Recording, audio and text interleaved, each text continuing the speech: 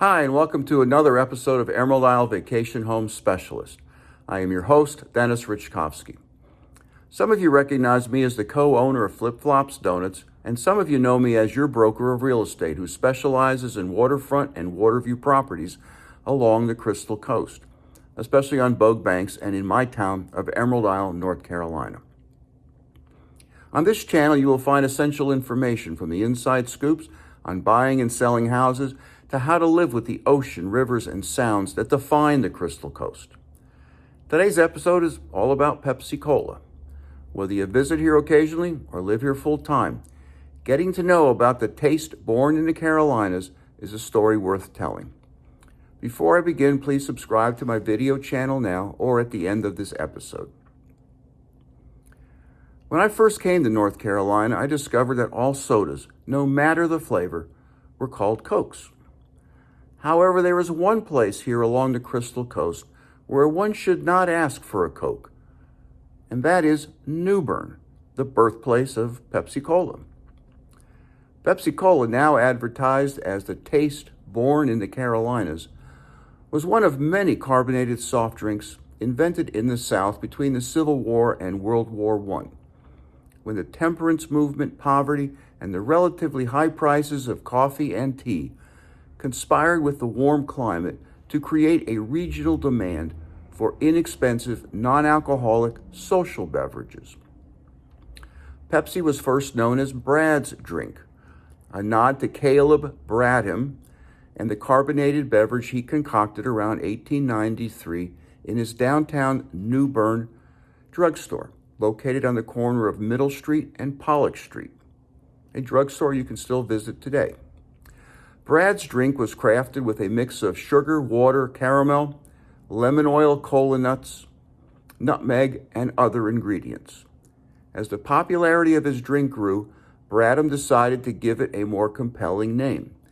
By 1898, Bradham eventually settled on Pepsi Cola, as a nod to the pepsin and cola nut ingredients that supposedly helped digestion, and partly in the hope of duplicating the recent success of Coca Cola. The Pepsi Cola Company was originally incorporated in North Carolina in 1902, and by the following year, Bradham had registered the trademark and began selling his soda syrup out of his drugstore to other pharmacies and vendors throughout North Carolina. By 1905, Bradham established a bottling facility in a rented warehouse space nearby his drugstore, and Pepsi Cola was now sold in 6-ounce glass bottles. Due to increased demand, Bradham established Pepsi Cola's first bottling franchises that same year in the cities of Durham and Charlotte, North Carolina. Sales continued to exceed Bradham's expectation, and the company needed an official home, and Bradham opened the Pepsi Cola home office building in New Bern in 1908. Within a few years, Pepsi Cola had 240 franchisees spread over 24 states, and the Pepsi Cola Company held its first bottling convention in January 1910. This rapid growth, however, was short-lived. Following an ill-advised decision to go all in and corner the sugar market, Bradham and his Pepsi Cola Company declared bankruptcy in 1923 when the price of sugar dropped dramatically. The company was sold to Craven Holding Company for $35,000, and Bradham returned to operating his New Bern drugstore. In the mid-1930s, Pepsi fired the first shot in the Cola Wars when it introduced a 12-ounce Pepsi that sold for the same price as the 6.5-ounce Coke. Pepsi turned a handsome profit. And Pepsi sustained that success by advertising aggressively, hiring skywriters, placing countless ads in national magazines, and saturating the airways with its jingle. Pepsi Cola hits the spot, 12 full ounces. That's a lot. Twice as much for a nickel, too. A decade later, Pepsi Cola debuted its first television ad with the slogan, "Where there's food, there's Pepsi," famous for more bounce to the ounce. The hits kept on coming, and in 1958, a new ad featured this catchy lyric, "Those who think young say Pepsi, please. Pepsi, for those who think young. That same year, Pepsi Cola introduced its iconic glass swirl bottle.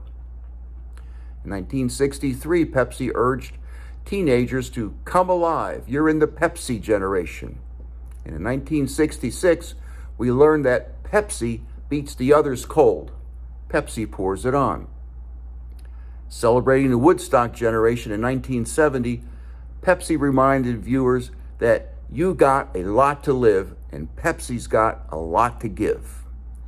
In the late 1980s, English rock singer Robert Palmer released his first single entitled Simply Irresistible. The song morphed into one of the most distinctive and memorable music videos, so distinctive and memorable that Pepsi started describing their beverage as simply irresistible. But wait, there's more. In 1975, Coca Cola was the proverbial 800-pound gorilla in the cola market, having held the number one position for decades. A superior distribution system, effective marketing, and incredible brand loyalty created legions of happy Coca Cola customers. Pepsi was the new kid on the block, looking to prove something, and it was hungry and willing to mix it up. A savvy executive at Pepsi Cola came up with a bold, revolutionary strategy to do just that. That idea became the Pepsi Challenge.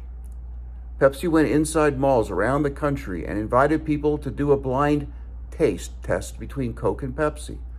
The results were remarkable. People picked Pepsi over Coke by a significant margin.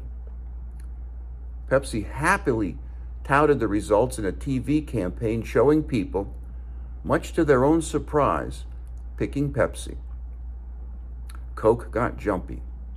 They started issuing press releases, questioning the results, and responded with ads saying Coke was better.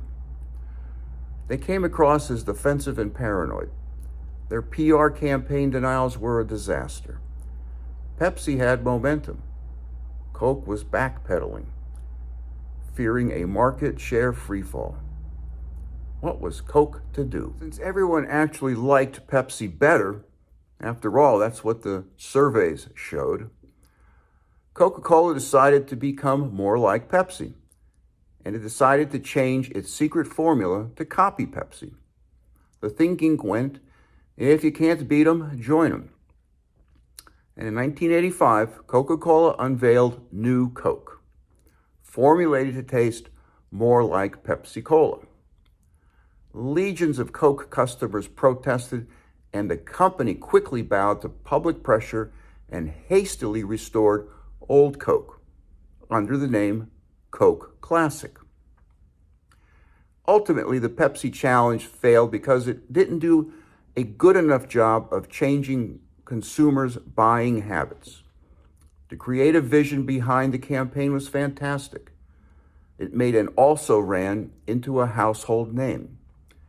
But not enough consumers were compelled to switch brands, and today, Pepsi Cola remains the second most popular cola brand in the world, and the undisputed most popular cola in New Bern. To learn more about specialty foods and beverages that originated along the Crystal Coast, subscribe to my newsletter by texting your email address to 919-308-2292, or sign up for my blog on my website, www.eihomesforsale.com, and subscribe to Emerald Isle Vacation Home Specialist on YouTube at the end of the video. Stay well and stay safe, so come on down. Please subscribe to my channel below, and definitely return next week to the same bat channel at the same bat time of 9 a.m. on Thursday for another episode of Emerald Isle Vacation Home Specialist.